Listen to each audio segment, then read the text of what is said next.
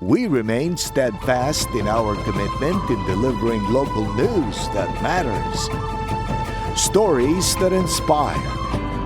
Enriching the lives of Filipinos in the Philippines and across the globe. This is your GMA Regional TV. Buong puso para sa Pilipino. Narito na ang mga pinakamalalaking balita ngayong Huwebes. Babae patay matapos pagtatagain ng anak sa Talisay, Batangas.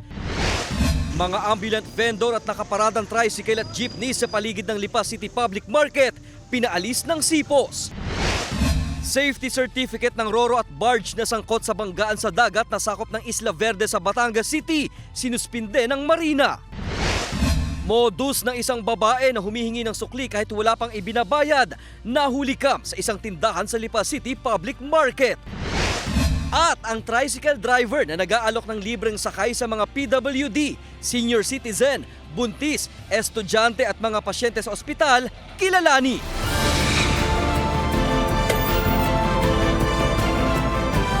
Ito ang GMA Regional TV, Balitang Southern Tagalog. Magandang hapon mga kapuso, narito na ang Balitang Southern Tagalog. Hatid namin ang mga pinakamalaki at pinakahuling balita sa Timog Katagalugan. Live mula rito sa GMA Batangas Station, ako po si Paul Hernandez. Patay ang 74 anyos na babae matapos pagtatagain ng anak sa Talisay, Batangas. Ang sospek arestado. Tutukan yan sa report ni Denise Abante. Nasawi ang 74 anyos na babae na residente ng Barangay Aya, Talisay, Batangas matapos pagtatagain sa iba't ibang bahagi ng katawan ng sarili nitong anak. Sa investigasyon ng pulisya, pasado alas 11 ng gabi noong Martes, nang pagtatagain ng suspect ang kanyang ina habang nakahiga umano sa sofa sa kanilang bahay. Matapos nito, pumunta naman sa kabilang bahay ang suspect kung saan naroon ang kanyang pinsan na siya nitong pinagtataga rin kabilang na ang dalawa nitong anak. Ayon sa pulisya, narinig daw ng ilang kapitbahay ang paghingi ng tulong ng isa sa mga biktima kaya agad nila itong pinuntahan. Dito na raw tumakas ang suspect. Agad namang naisugod sa ospital ang mga biktima ngunit nasawi ang ina ng suspect habang patuloy pang nagpapagaling ang tatlo pa. Sa ngayon po ma'am, wala pa pong malinaw po ang dahilan kung ano po ang motibo po ng suspect para po magawa niya yon. Tinitingnan pa rin po kami through our investigation po kung ano po ma-establish po namin na motive para po magawa niya yung krimen po na yan. Wala naman pong ganun pong sinabi po ang pamilya kung nakainom po o gumagamit ng illegal na droga.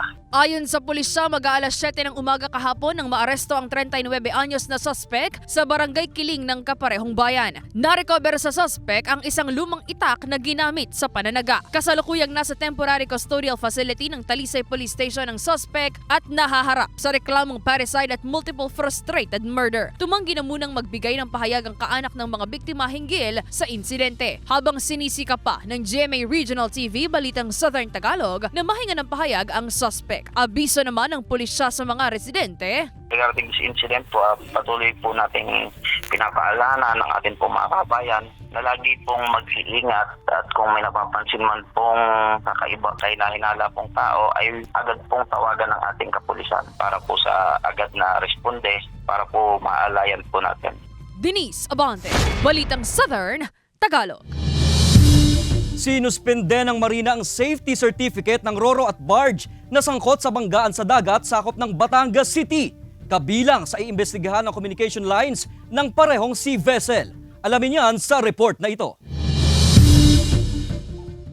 Agad pinadalhan ng suspension order ng Maritime Industry Authority o Marina Regional Office 4 ang kumpanya ng Roro vessel at barge na sangkot sa banggaan sa katubigang sakop ng Verde Island sa Batangas City. Nangangahulugan na hindi muna pwedeng maglayag dahil walang bisa ang kanilang safety certificate. Paglilinaw ng Marina, tanging mga sea vessel lang na sangkot sa collision ang suspendido. Magsasagawa ng hiwalay na inspeksyon ng Marina sa parehong sasakyang pandagat. Kasabay rin po noon yung aming report na kino-coordinate po namin sa Marina Marina Regional Offices na kung saan sila po yung nag-issue ng ating Certificate of Public Convenience para sa kaukulang pag-i-issue ng show cause order. Sa inilabas na pahayag ng pamunuan ng Ro-Ro vessel, sinabing may ugnayan sila sa mga otoridad at nakikipagtulungan sa investigasyon. Pinasusumite na rin sila ngayon ng Marina ng paliwanag hinggil sa pangyayari at kailangan daw silang makapag-comply dito. May categorization din po kami para po ma-distinguish kung sinong dapat mag-conduct ng investigation. So considering po na ito ay nangyari sa aming area of jurisdiction, nagpa-deploy na po kami ng aming inspector upang mag-conduct po nitong marine investigation. Nakadaong ngayon sa kalapan ng mga sea vessel na sangkot sa banggaan kahapon ng madaling araw kung saan isang pasahero ang naitalang sugatan. Nagpapatuloy pa ang pag-iimbestiga ng Philippine Coast Guard sa insidente. Based po sa aming panuntunan, meron po kaming hanggang 72 hours to issue the show cause order. Kasama si Buhay Adante Jr., Paul Hernandez. Balitang Southern Tagalog. Pinaalis ng SIPO sa mga ambulant vendor at nakaparadang tricycle at jeepney sa paligid ng Lipa City Public Market. Para sa detalye, makakasama natin live si Denise Abante. Denise?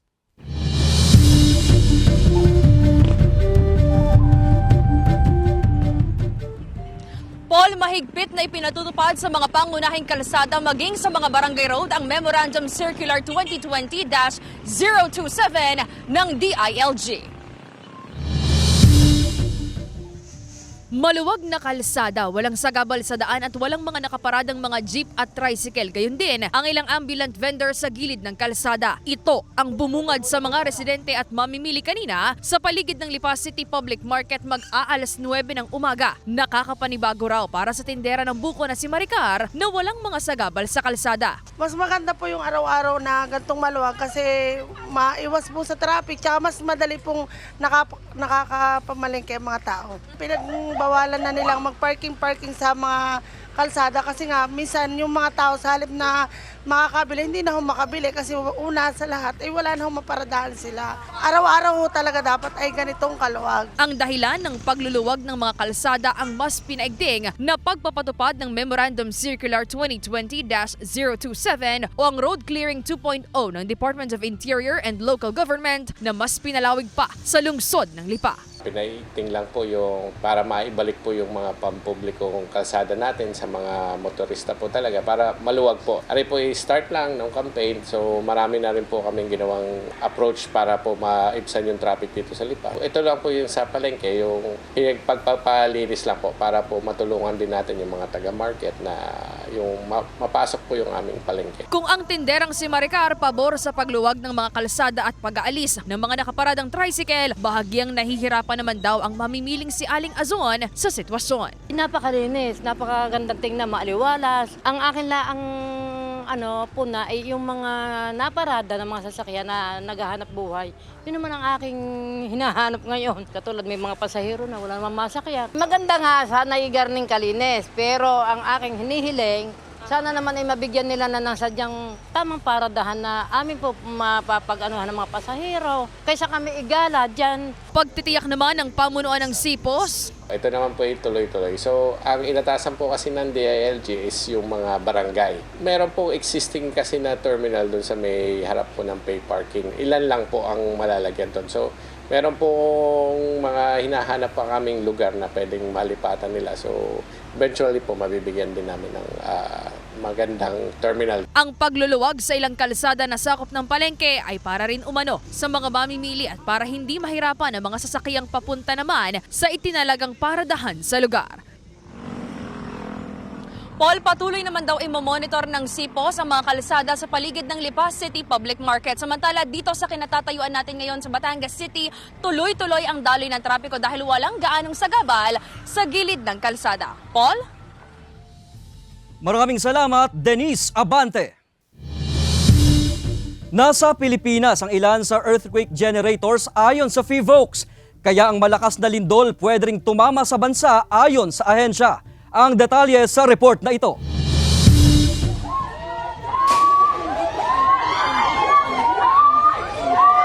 Ang Ang nakapanghihilakbot na pagtama ng magnitude 7.2 na lindol sa Taiwan kahapon, isa raw sa mga pangyayaring dapat pinaghahandaan ayon sa PHIVOLCS. Sabi ng state volcanologist, hindi malayong mangyari sa Pilipinas ang kaparehong pagyanig. Marami tayong earthquake generators. We have 175 active fault segments and we have 6 trenches.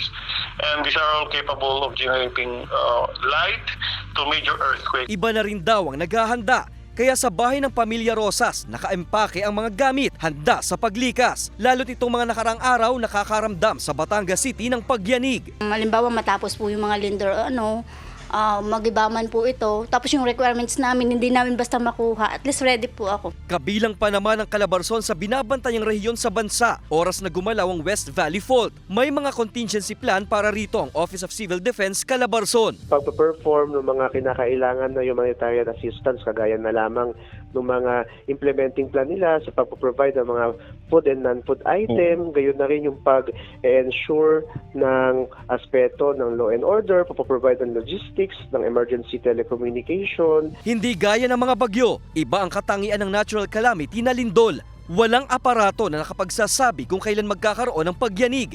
Sabi ng PHIVOLCS, pag-iingat ang kailangan. And of course, participation sa earthquake drills kasi yung natutunan natin doon, naging habit forming yan eh. It builds muscle memories. Nasa Pacific Ring of Fire ang Pilipinas kung saan dito matatagpuan ang mga aktibong bulkan. Nag-a-average sa 20 ang bilang na naitatalang lindol sa bansa kada araw.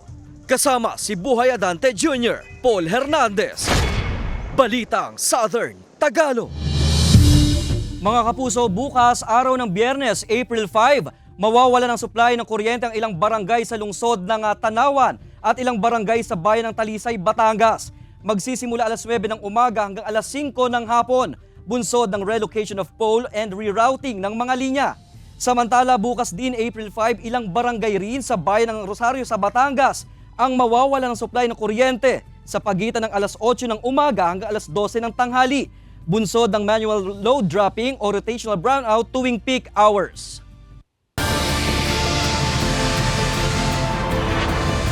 Ito ang GMA Regional TV, Balitang Southern Tagalog.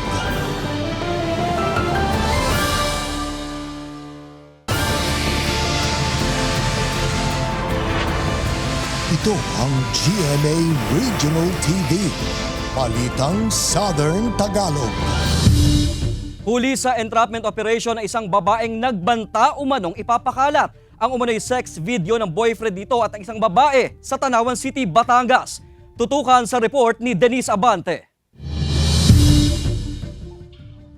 Pagkaabot ng isang babae sa envelope na naglalaman ng pera sa isa pang babae, agad siyang inaresto ng intelligence group ng Tanawan City Component Police Station. Isinagawa ang entrapment operation laban sa 22 anyos na babae matapos umanong mangikil ng pera sa isa pang babae umaga noong Martes. Ayon sa pulisya, nagkaroon umano ng labuan sa pagitan ng suspect at kanyang boyfriend hanggang sa makita ng suspect sa cellphone ng lalaki ang umano'y sex video ng kasintahan kasama ang ibang babae. Dito na umano niya tinakot ang babaeng kasama ng kanyang boyfriend at hiningan ng 30,000 pesos kapalit ng hindi pagpapakalat sa umano'y sex video.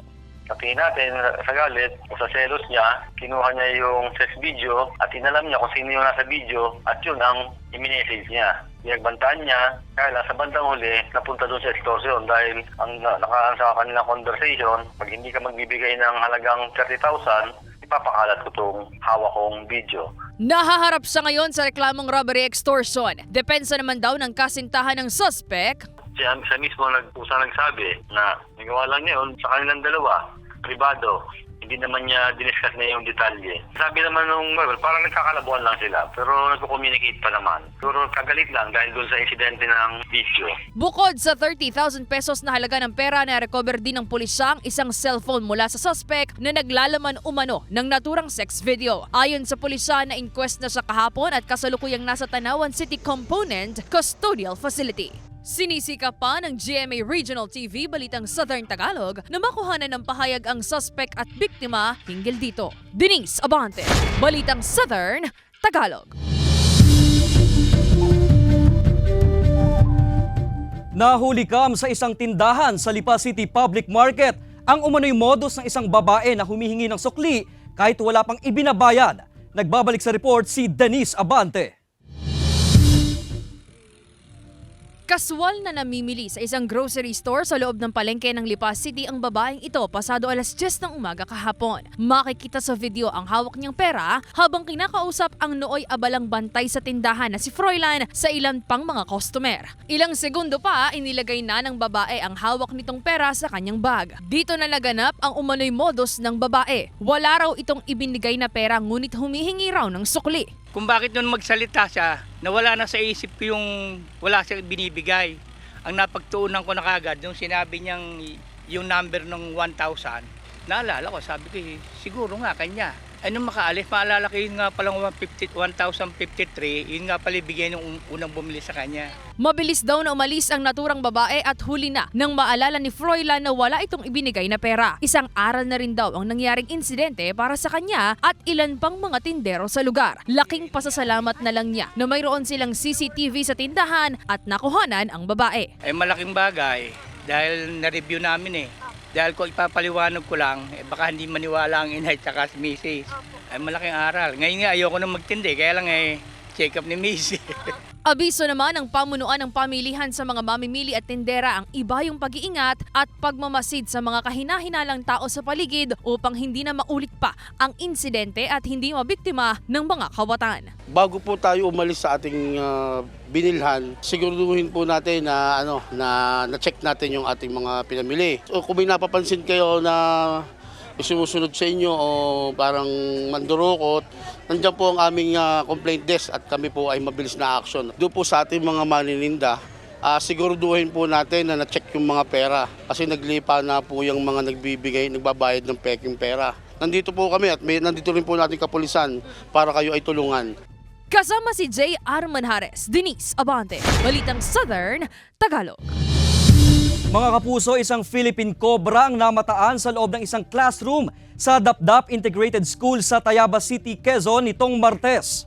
Mabuti nilang daw at walang klase nung araw na yon nang makita ang makamandag na ahas. Agad namang nagtungo sa paaralan ng ilang kawani ng Tayabas City Environment and Natural Resources Office o Tayabas City Enro para sagipin ang ahas.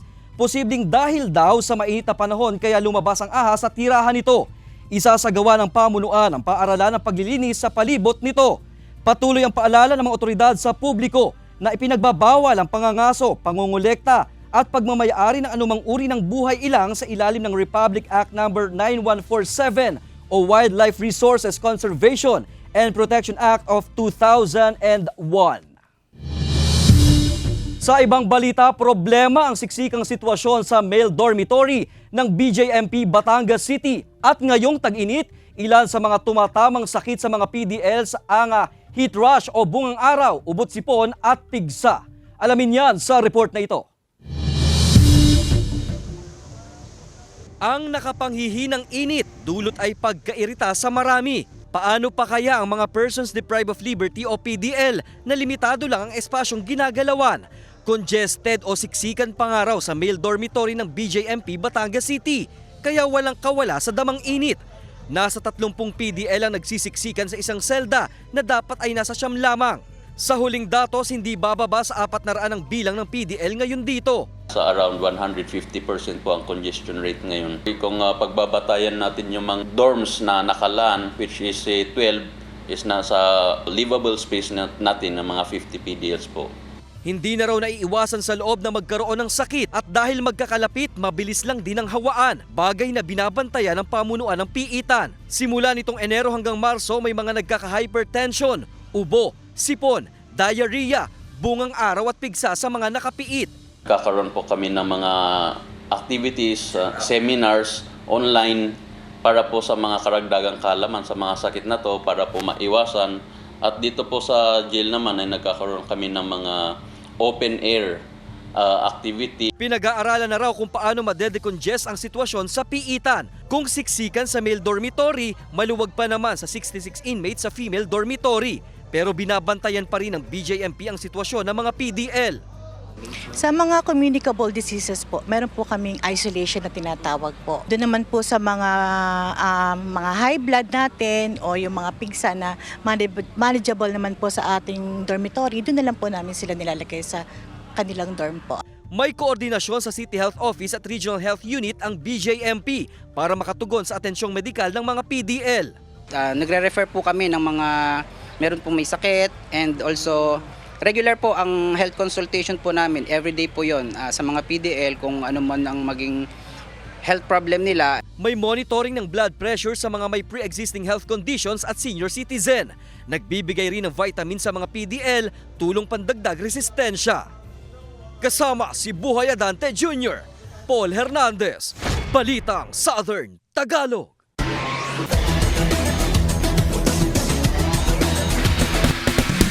Handa ng EAC Lady Generals at Mapua Lady Cardinals sa opening ng NCAA Season 99 Volleyball Tournament sa Linggo, April 7.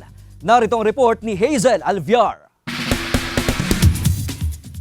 Umaasa ang EAC Lady General na sa papasok na Season 99, tuloy-tuloy ang pagpasok nila sa Final Four ng NCAA Women's Volleyball Tournament. So pinaghandaan po namin yung season na to. Nag-focus kami more on skills namin, syempre sa training. Tapos nag-focus din kami on how to be consistent pagdating sa game. And lalo, paano kami magiging efficient. Yung efficiency namin, yun yung pinakamahirap sa team. Kahit sino, yan ang lagi naming wino-workout. Kasi sa bagong mga bata, sa mga bagong players, siyempre yung system napakahirap kunin, and we work out talaga sa system, sa efficiency ng system namin. Samantala, balak naman ng Mapua Lady Cardinals na higitan pa ang kanilang pwesto sa team standings noong Season 98. Itong season na to medyo may pressure sa amin kasi yun na nga, pumasok kami sa Final Four last season, so we aiming for higher place this year. Since marami rin pong nawala sa amin from last season, 5 rin po yung seniors na nawala. Sobrang laking adjustment din po yung ginawa namin sa team. Since puro bata nga po yung team namin ngayon, so mas kailangan namin nag-double time sa effort namin para mas mapuna namin yung pagkukulang namin from last season. This year, nagbago kami ng system doon sa pagdating namin sa mga skills na ginagawa ng mga players namin. So medyo grateful din kasi na-adapt agad ng mga players namin yung mga sistema na yun. Pero anumang magiging resulta ng kanilang kampanya, nangangako ang EAC Lady Generals at Mapua Lady Cardinals ng isang kapanapanabik na Season 99. Expect nyo mas magandang galaw, mas masayang laro, and mas exciting para sa mga manonood. Siguro expect na lang sa amin na mas eager manalo yung mga players namin ngayon. Mas gusto nilang manalo this season na to. At nakikita ko naman sa kanila na talagang pinaghahandaan nila talaga. Gustong-gusto rin nilang makuha yung podium finish this season.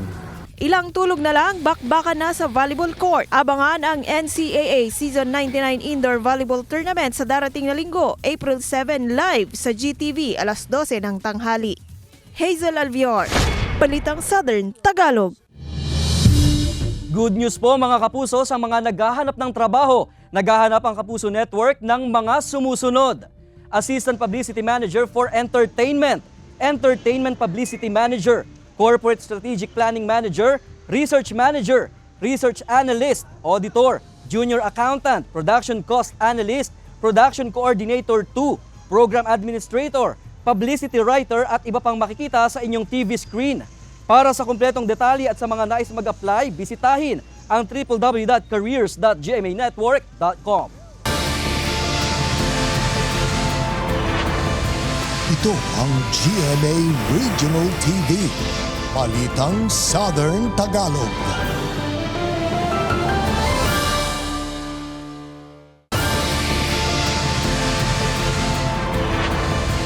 Ito ang GMA Regional TV, Balitang Southern Tagalog.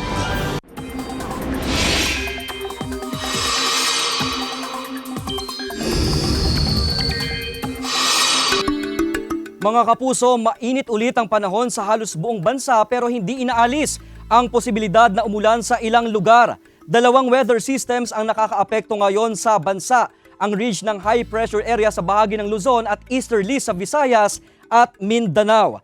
Base sa datos ng Metro Weather, mababa ang tsansa ng ulan sa Southern Luzon maliban sa ilang bahagi ng Quezon Province. Posible rin ang localized thunderstorms sa iba pang bahagi ng bansa, lalo na sa hapon o gabi.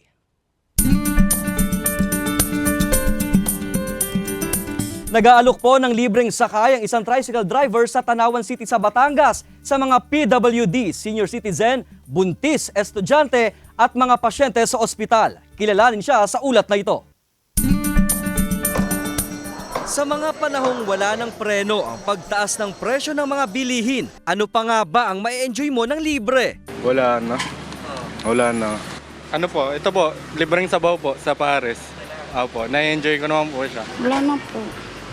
Kasi lahat po, mahal ang talagang bilihin. Pero ibahin nyo ang 56 anyos na tricycle driver sa Tanawan City, Batangas. Sa kada biyahe ni Mang Tony, may libreng sakay sa mga PWD, buntis, senior citizen, estudyante at mga pasyente sa ospital. Taong 2022 pa nang sinimulan niya ang free ride. Naisip ko kasi na tumulong kahit sa maliit na paraan para sa aking mga kababayan. Kahit 30 pesos ang kanilang malibre, pandagdag na rin sa 1 kilong bigas.